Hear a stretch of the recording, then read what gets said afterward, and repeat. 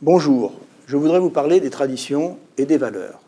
Les Gazards ont un fort attachement envers leurs traditions qu'ils voudraient bien considérer comme immuables. Mais le sont-elles vraiment, même si on a voulu le croire? C'est difficile de le prétendre de manière catégorique, car elles ont évolué avec le temps. Ce qui est immuable, ce sont les valeurs, entre autres de solidarité, de respect, de travail et d'engagement citoyen. Ce sont les fondations de cette fraternité, devise des Gazards. Les traditions sont nées historiquement dans l'affrontement. Dès l'enterrement du duc de La Rochefoucauld-Liancourt, le fondateur de notre école en 1827, les affrontements avec l'autorité sont devenus traditionnels. C'est dans cette adversité que s'est créé cet esprit de solidarité séculaire propre aux Gazards, doublé d'une solide formation technique et d'un certain goût pour la fête.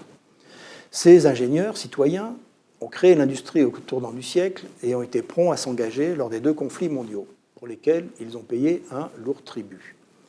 Leur rôle et leur influence ont été primordiaux au XXe siècle, et l'on peut dire que cette première moitié du siècle a été l'âge d'or des Gazards et plus largement des ingénieurs. Après la Deuxième Guerre mondiale, ce sont les 30 Glorieuses. Un fort besoin d'ingénieurs, la création des centres de Bordeaux et de Metz, d'autres écoles d'ingénieurs également. Mais parallèlement, un esprit libertaire se développe. On se souvient du « il est interdit d'interdire » de mai 68.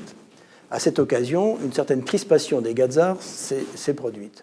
Ils étaient plus attachés à la forme qu'au fond, mais au fond, c'est le fond qui est resté avec la transmission des valeurs.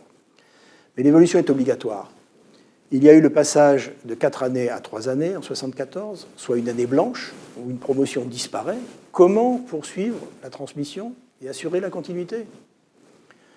À partir de 1997, on connaît les années noires, où culminent les affrontements, fermeture de Tabains, Comines, Lourdes, qui ont culminé avec la loi anti-bizutage de 1998. Cela aurait pu sonner le glas des traditions. Mais une réaction d'ouverture a prévalu pour opérer un virage sémantique qui aboutit en 2004 à la rédaction de la charte tripartite. Pratiquement un code de la route pour la transmission des valeurs.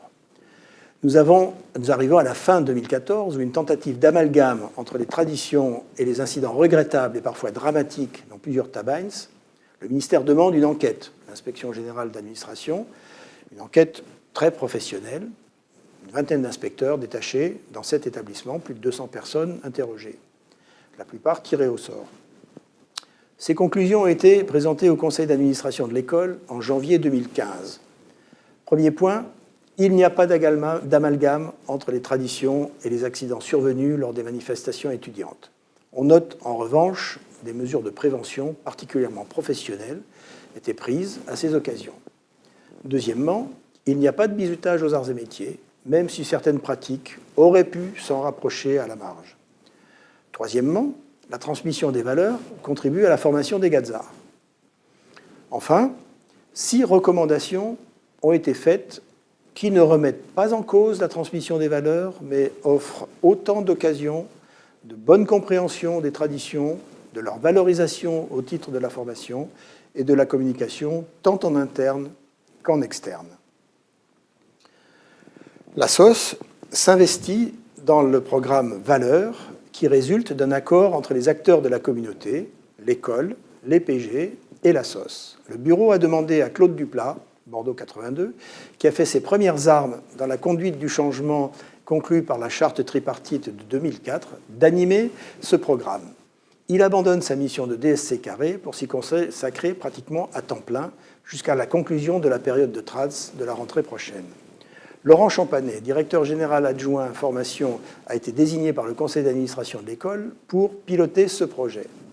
L'objectif, dans ses propres termes, est de faire de la communauté arts et métiers un environnement socio-éducatif propice au développement individuel de l'ingénieur arts et métiers envié par l'extérieur.